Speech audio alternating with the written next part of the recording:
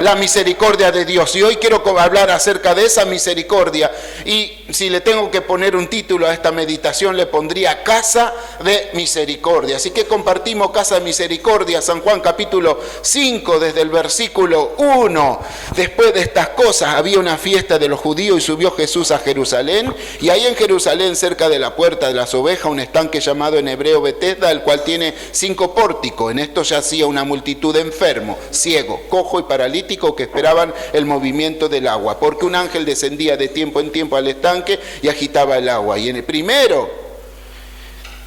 el que primero descendía al estanque después del movimiento del agua quedaba sano de cualquier enfermedad que tuviese. Y había allí un hombre que hacía 38 años que estaba enfermo. Cuando Jesús lo vio acostado y supo que llevaba ya mucho tiempo así, le dijo: ¿quieres ser sano? ¿Quieres ser sano? ¿No está saliendo el sonido? Perdón. ¿El sonido sale? Tenés que subirle a ese, al aire. Perdón, disculpen, pero le digo, en el cielo esto no va a pasar. Así que bueno. Aleluya. ¿Está ahora? ¿Sale bien? ¿Se escucha? ¿Está mejor? El monitor no, solamente el otro. Bueno, continuamos. Dejamos en el versículo 6, cuando Jesús lo vio acostado y supo que llevaba ya tiempo así, le dijo: ¿quieres ser sano? Señor, le respondió el enfermo, no tengo quien me meta en el estanque cuando se agita el agua, y entre tanto que voy otro desciende antes que yo. Jesús le dijo: levántate, toma tu lecho y anda. Y al instante aquel hombre fue sanado y tomó su lecho y anduvo, y era día de reposo aquel día. Amén. Amén. Gracias, nuestro Dios, por esta tu palabra. Hoy vas a hacer cosas grandes en medio de nosotros. Gracias porque tú hablas a mi corazón y vas a hablar al corazón de tus hijos y de tus hijas. Hoy, Señor, no vamos a salir de este lugar igual, porque seremos transformados a causa de tu palabra y de tu presencia y de tu Espíritu Santo, que va a transformar nuestras vidas a través de ella. Por eso te quiero agradecer por lo que vos ya estás haciendo en medio de nosotros. Nos alegramos, podemos sentir tu presencia. Vos estás acá, y aunque nosotros no la sintamos, la promesa tuya es estar con nosotros, y yo lo creo. Vos estás acá en este lugar. Te estuvimos alabando, te estuvimos entregando, Señor, nuestras canciones, nuestra alabanza a ti, y ahora tú entréganos lo que tienes de tu corazón para nosotros. Señor, estamos deseosos de recibirlo, así que, Señor, estamos con un corazón receptivo, un oído, Señor, afinado, preparado para recibir la poderosa palabra del Señor. En el nombre de Jesús te agradecemos. Amén y amén. Gloria a Dios. Casa de Misericordia.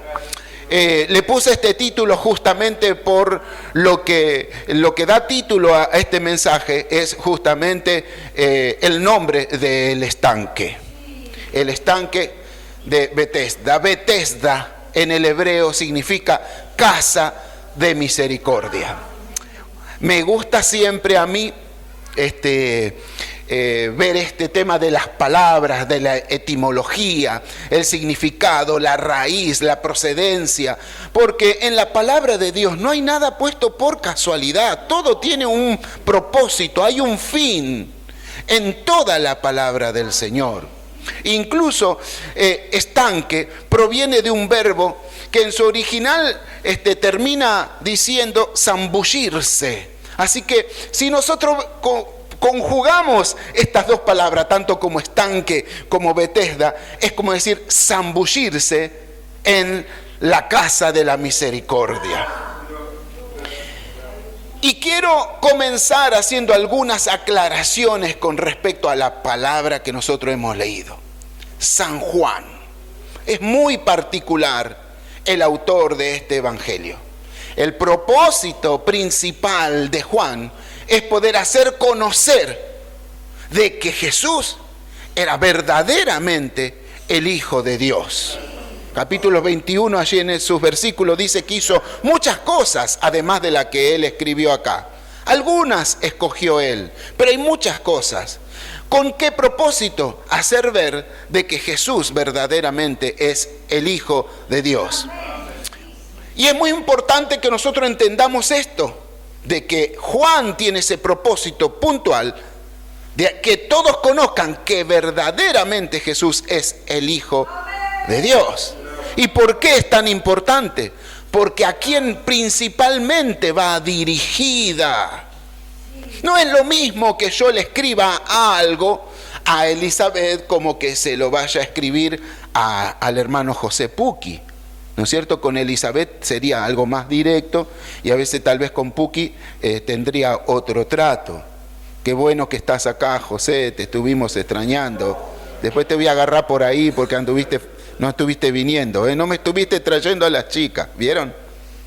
Es otro trato. ¿Qué pasa que a quién le va a escribir? ¿A quién le escribe principalmente? Es a judíos, principalmente a judíos, porque los judíos tienen a Jehová Dios y ellos esperando al Mesías.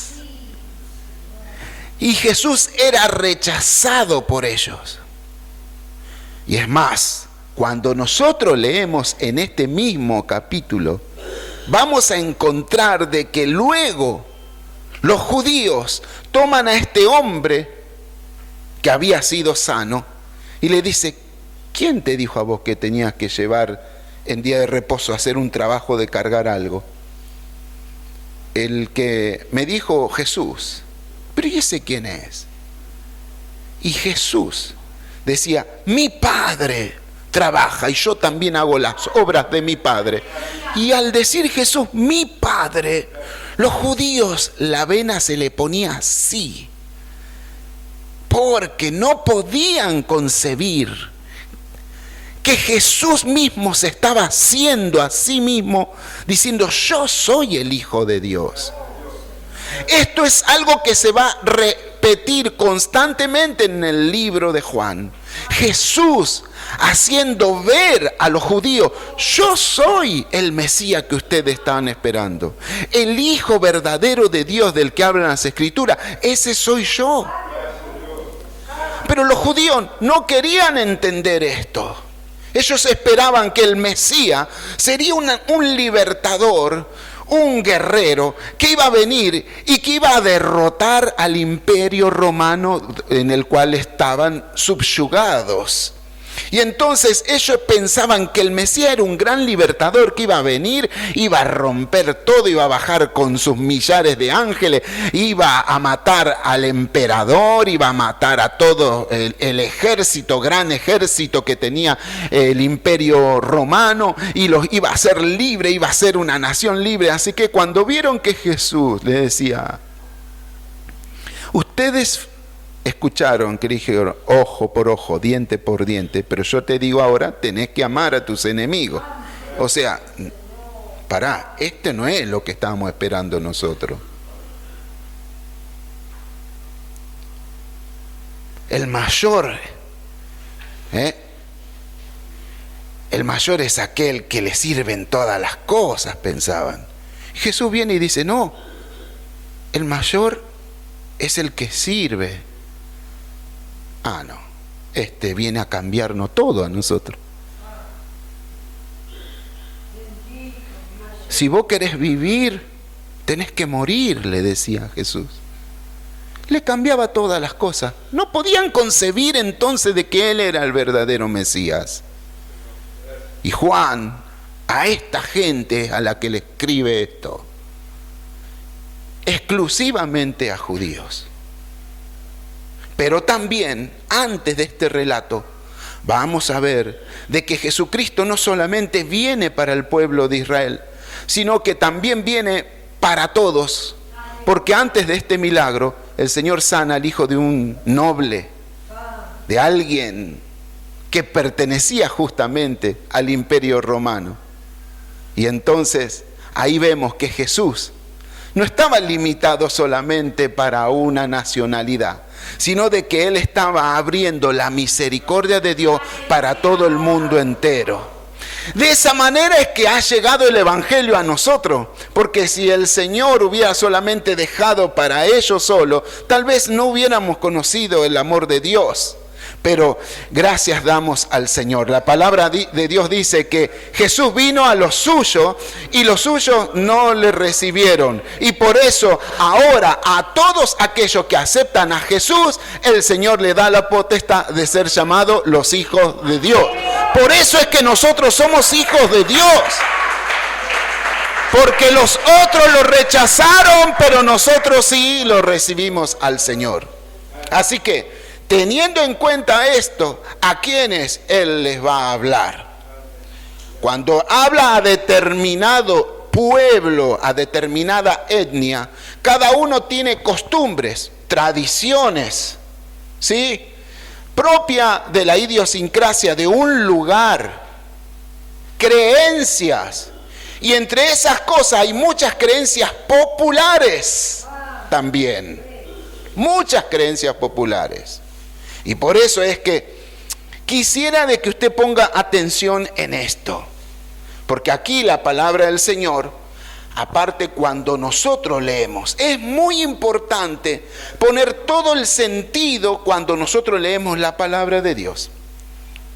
¿Cómo puede usted retener más la palabra de Dios? Le voy a dar, estoy haciendo como una clase hoy, disculpen, pero esto es muy bueno. Cuando usted quiera retener la palabra de Dios y cuando quiera estudiarla o conocer más de la palabra de Dios, el tema, alguien dijo, uno cuando anda por un jardín de rosa va y pasa y mira todas las rosas, pero no se detiene a veces en una rosa, mira todo, ¿no? Pero qué bueno es detenerse en una plantita y observarla bien y mirarla, acariciarla, tocarla, olerla, y usted se va a acordar siempre de esa planta. Sabe que hay mucha rosa, pero se va a acordar de aquella con la que tuvo contacto.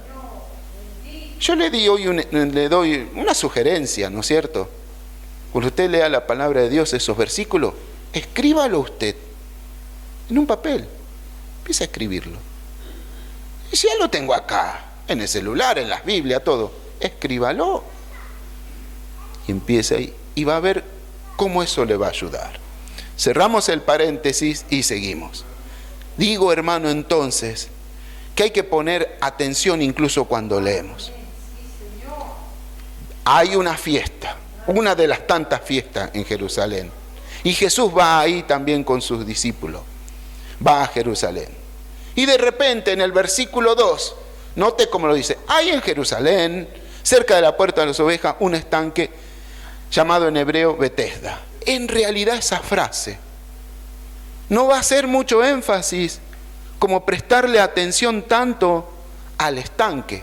Aunque lo va a nombrar, lo nombra, sí, hace mención de él. Pero a donde va a poner el énfasis más que nada es en las personas que están ahí. ¿Y por qué digo esto? Estoy tratando de explicarme. Hay en Jerusalén. Si pudiera llevarlo a nuestra forma de hablar, nuestra idiosincrasia, la manera que tenemos nosotros de decir, viste por ahí, como que hay algo que le restamos importancia, porque lo que vamos a contar es lo importante, no el lugar. No hay importancia. Es más, este hecho no lo relata ninguno de los otros evangelios, ni el de Mateo, ni el de Marcos, ni de Lucas. Y Lucas es muy exhaustivo, él es muy cuidadoso. Qué raro que Lucas no haya nombrado esto. ¿Y sabe por qué? Es que en realidad, hermano, aquí va a hacer mención a una creencia popular. A una creencia popular. De que pasaba ahí, se decía que en ese lugar, de vez en cuando había un ángel que venía, removía las aguas de ese estanque. Y el primero que se metía en ese lugar era sanado. Aleluya. Y aquí quiero de que usted note esto, de que él está diciendo y hablando aquí a un pueblo judío que ya sabía de esto. No hace tanta explicación, porque a quienes le estaba diciendo de este asunto Ah, sí, del estanque. Ah, sí, sí. Sí, sí, dicen que un ángel viene y remueve las aguas. Por eso es que hay personas que dicen, no puede ser, no puede ser, no puede ser. La palabra de Dios lo dice. Pero aquí la palabra de Dios está queriendo hablar Juan a personas que ya conocían y que conocían bien acerca del tema. Y yo quiero que usted reflexione un poquito, aunque lo medular, lo central de lo que hoy voy a hablar no es tanto esto, pero es necesario que nosotros conozcamos esto. Imagínese ahora un ángel. Esto es un estanque y acá hay toda clase de enfermos. ¿Qué clase de enfermedad? Aquí lo dice, que había en aquel lugar, que había en ese lugar, ciego. ¿Cómo va a ser un ciego para meterse ahí? Por el oído puede llegar a saber que había un ángel que movía el agua, pero ¿cómo hacía para meterse? Cojos. ¿Cómo hace el cojo para poder llegar a meterse? El paralítico, menos que menos.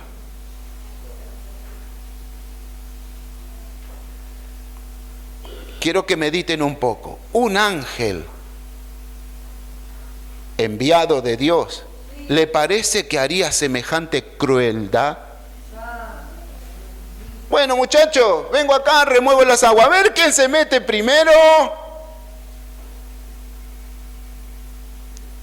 Yo me imaginaría a todo mordiéndose, pegándose, lastimándose. Si me tiro, me agarro otro. Y ahí me voy a tirar y el otro, blum. Eso sería una carnicería. ¿A usted le parece que Dios podría hacer eso?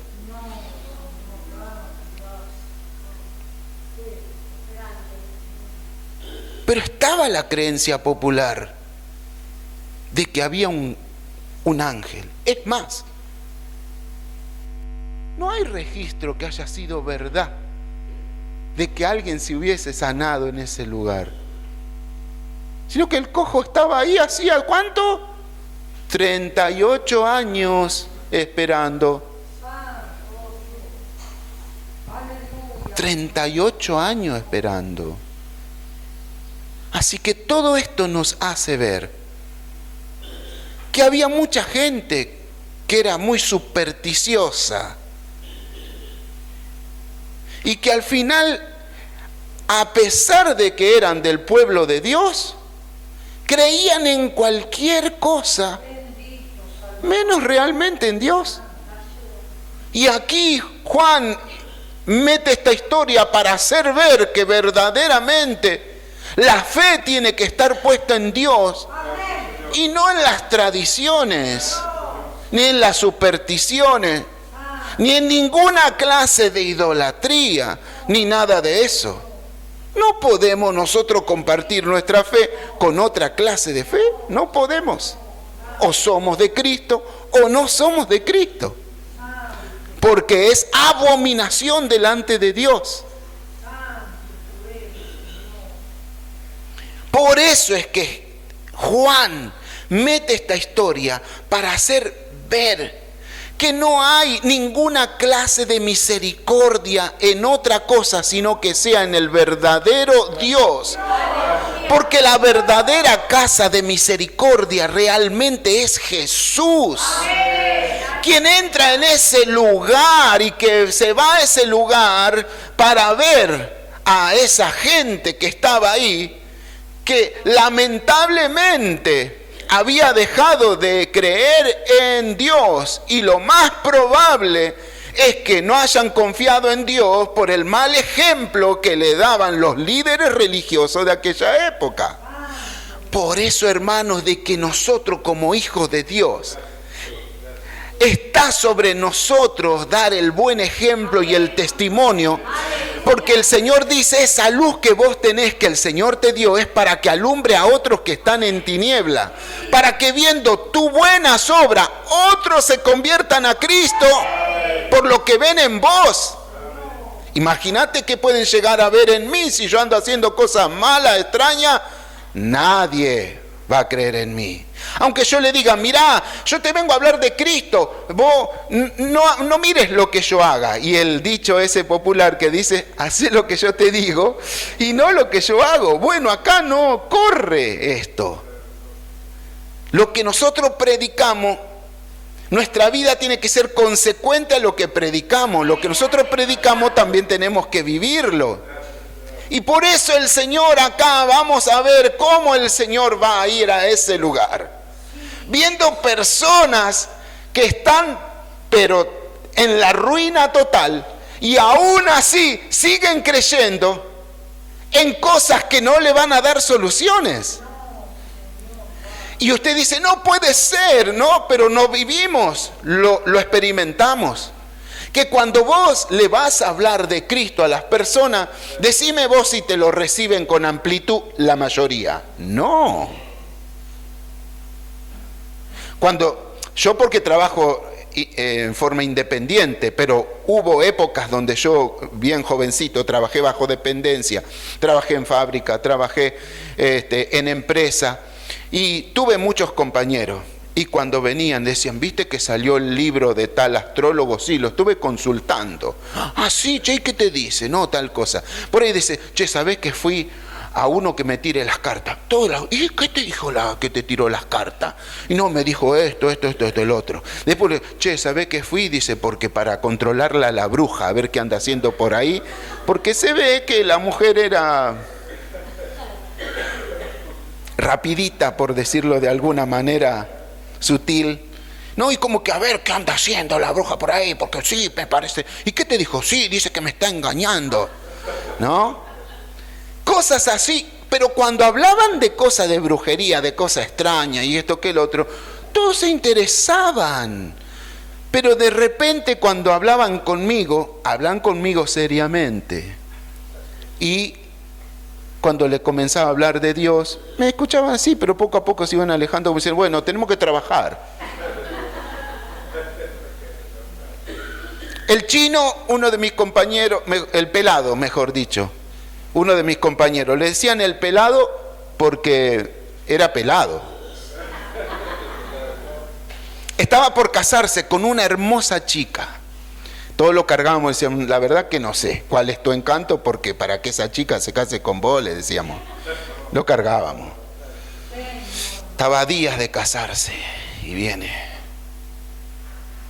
Y se sienta al lado mío. Carlos, vos que sos un tipo serio, ¿me caso o no me caso? Claro que te casás. Sí.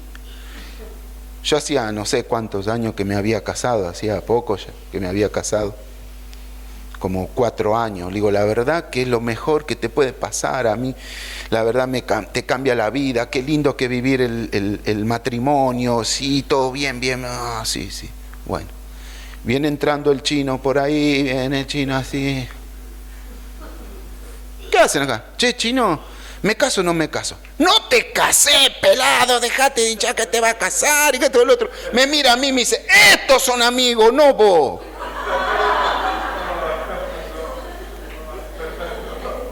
¿Se dan cuenta? Que a veces las personas dicen, son muy incrédulas. No son muy incrédulas. Son tan crédulas que creen en cualquier cosa.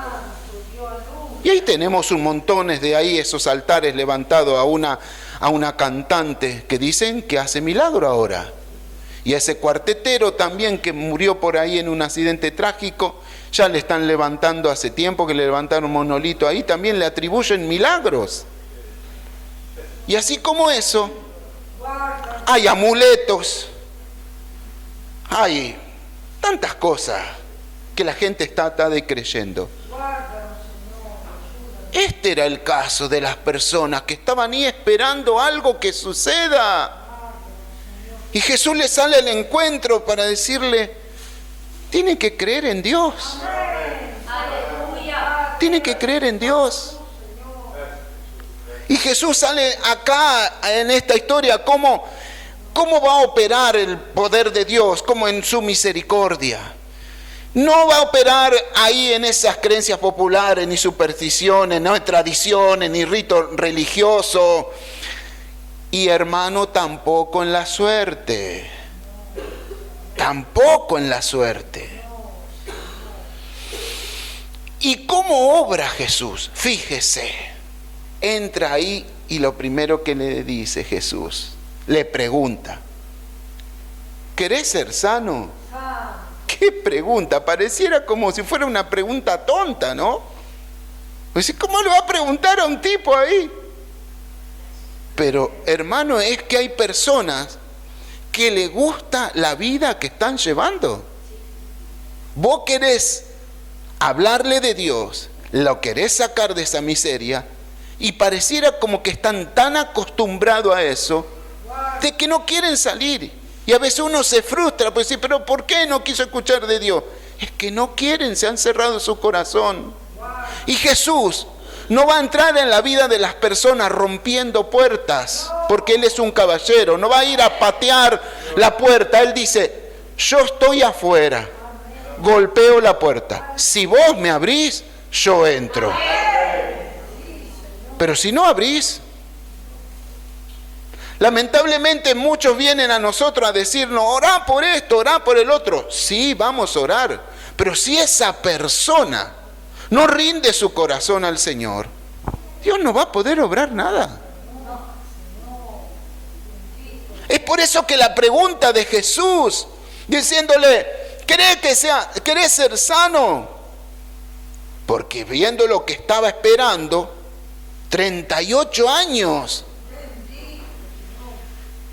en algo que decían que había un ángel ahí, esperando 38 años. El Señor tenía que venir a preguntarlo, ¿pero vos querés cambiar? ¿Querés verdaderamente salir de eso? ¿Querés que todo cambie a tu alrededor? Porque dicho sea de paso, una persona vino a mí, vive en la miseria, enfermo, mal, esas personas que una vida triste. En una ocasión vino a la iglesia, parecía que le había gustado y lo encuentro en la calle. Un día viene por acá, pasa por casa, saluda. Qué bueno, che, te esperamos. Mira, te voy a decir la verdad. ¿Sabes qué pasa?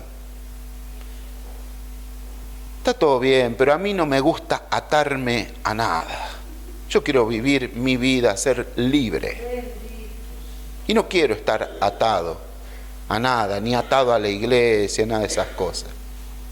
Yo lo miro y mi respuesta, que en ese momento Dios me iluminó.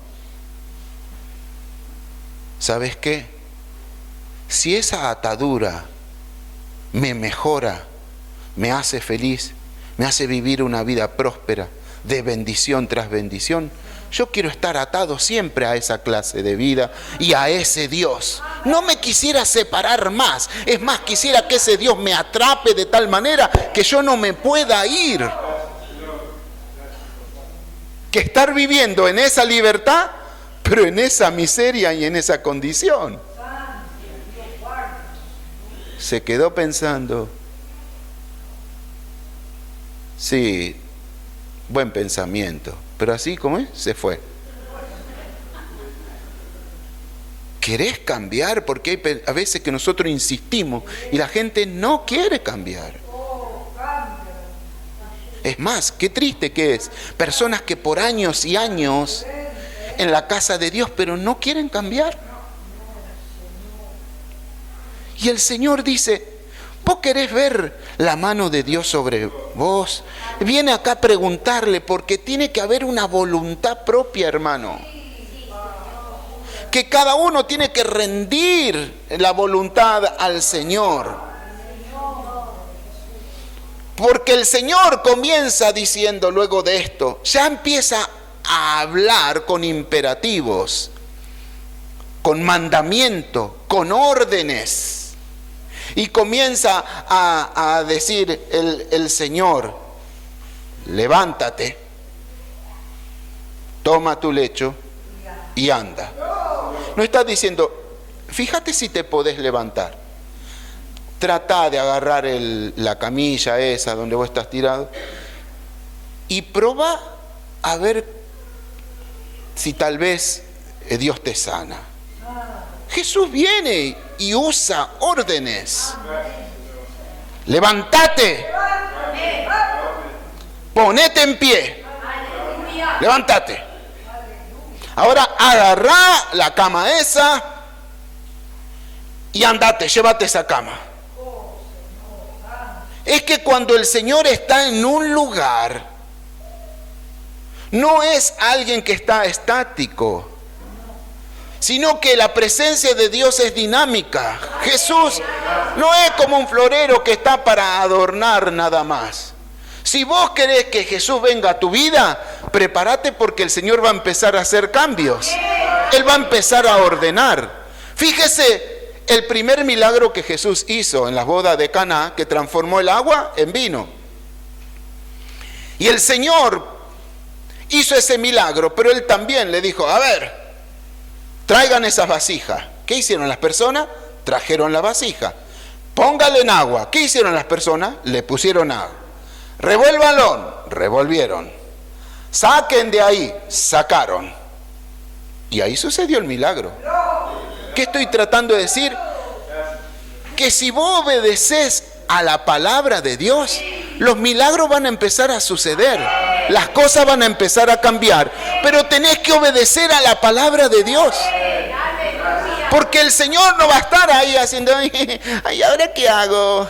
No, cuando el Señor, si vos le das paso a tu vida, si vos le decís, Señor, vení a mi vida, vení a mi corazón, te invito a que venga en mi casa, metete en mis asuntos, metete en mis problemas, en situaciones difíciles. Cuando el Señor entra ahí, empieza el Señor a decir, ahora sí que voy a empezar. Esto se ordena acá, esto acá, diablo salí de acá, demonio tomátela, vos no molestás más a mis hijos. Él comienza a ordenar, a hacer las cosas cuando nosotros le obedecemos a Dios.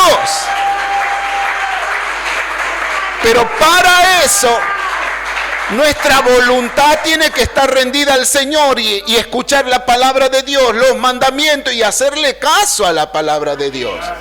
De esa manera van a comenzar a suceder cosas. Por eso este hombre, tal vez el corazón de este hombre necesitaba tener un encuentro realmente con Dios y rendir la voluntad al Señor. Porque, hermano, el poder de Dios no va a prescindir de nuestra voluntad. Debe haber fe en el corazón. Confiar en Dios. Se necesita fe para que Dios pueda obrar. Porque la palabra de Dios dice que sin fe es imposible agradar a Dios. Es más, el que se acerca a Dios tiene que al menos creer que Dios es verdad, que Él es realidad.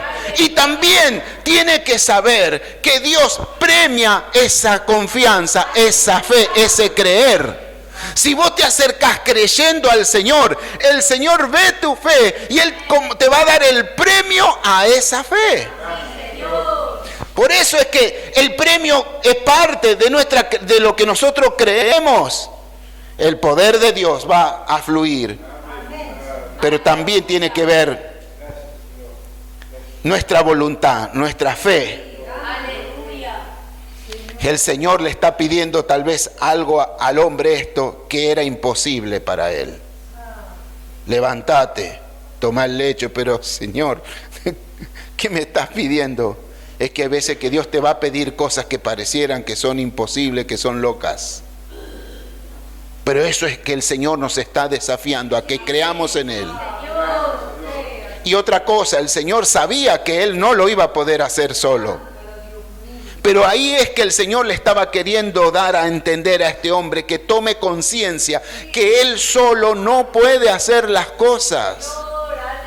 Y el Señor a nosotros también nos habla para hacernos entender. Chicas, chicos, muchachos, gente, no pueden hacerlo solo. no sale solo. Yo ya lo intenté muchas veces, no sale. Sin Dios no sale. Te vas a cansar, vas a avanzar un paso, retrocede dos. Sin Dios no se puede. Jesús dijo, sin mí nada pueden hacer. ¿Ya lo intentaste? ¿Lo intentaron? ¿Se dieron cuenta? ¿Quieren seguir intentándolo sin Dios? Viene acá el Señor para hacerle decir a ese hombre, ¿te das cuenta? Toma conciencia que así no podés seguir. Ahora, si lo haces conmigo, te digo que te levantes, que tomes el lecho, que andes, que lleve. Y ese hombre, cuando escuchó la palabra de Dios, ahí hizo el esfuerzo y se levanta. El milagro sucede. Levanta también el lecho.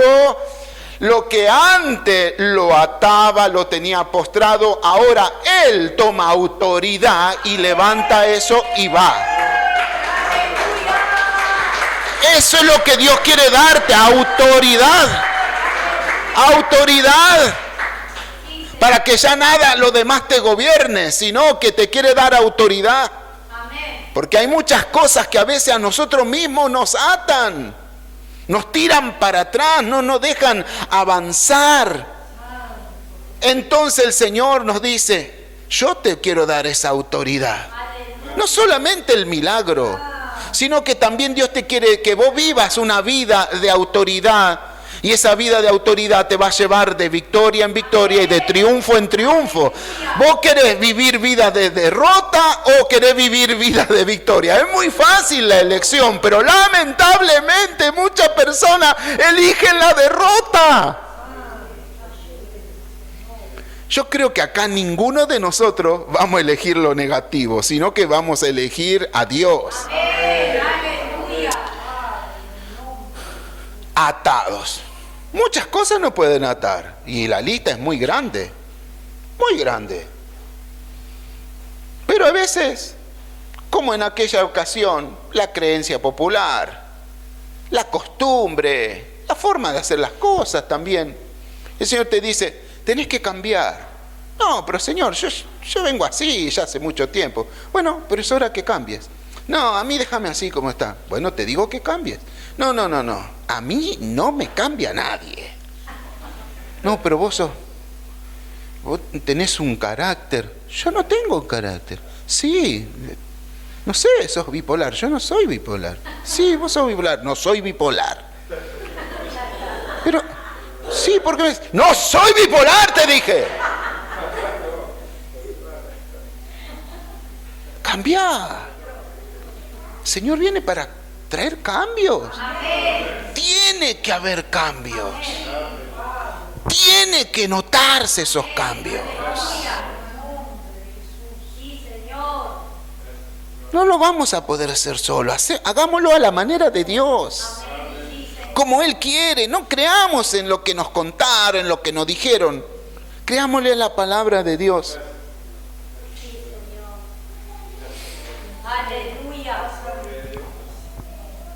Y esto todo es que lo vamos a obtener. Todas estas clases de beneficios. No es porque nosotros merezcamos algo, ni porque nosotros seamos mejores, porque a veces nosotros incluso nos creemos que somos mejor que los demás. ¿Cómo me va a pasar esto a mí?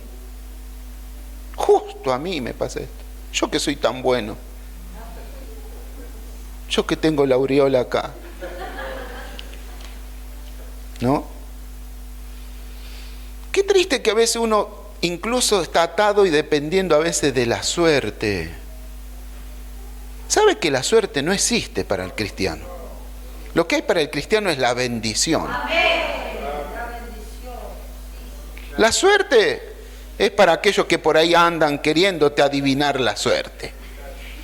La suerte mía ya está en las manos de Dios, no necesito otra cosa. Ni necesito que me lean mi mano. Si querés, lee la mano de Dios y va a decir, qué futuro glorioso hay para este muchacho, qué bendición que tiene más adelante, porque en la mano de Dios está escrito todo nuestro futuro y ese futuro es glorioso para aquellos que vienen a Jesús. Todo esto lo vamos a recibir por misericordia, no porque merezcamos algo. Pablo dice allí a Efesios que hemos sido salvos por gracia, no por obras, méritos nuestros, sino para que toda la gloria sea para Dios. Pero para nosotros es la misericordia de Dios. Qué bueno sería, como comenzamos hablando, que hoy encontremos este estanque. Este estanque está acá, eso sí es verdad. Que estanque es zambullirse. Y la verdadera casa de misericordia es Jesús. Él es la verdadera casa de misericordia, no otra cosa que te contaron o que parece que son verdad. La verdadera casa de misericordia es Jesús. Qué bueno que hoy te zambullas entonces en el Señor, porque si estás dispuesto a darle el lugar al Señor, yo estoy seguro que el Señor va a hacer cosas maravillosas en tu vida.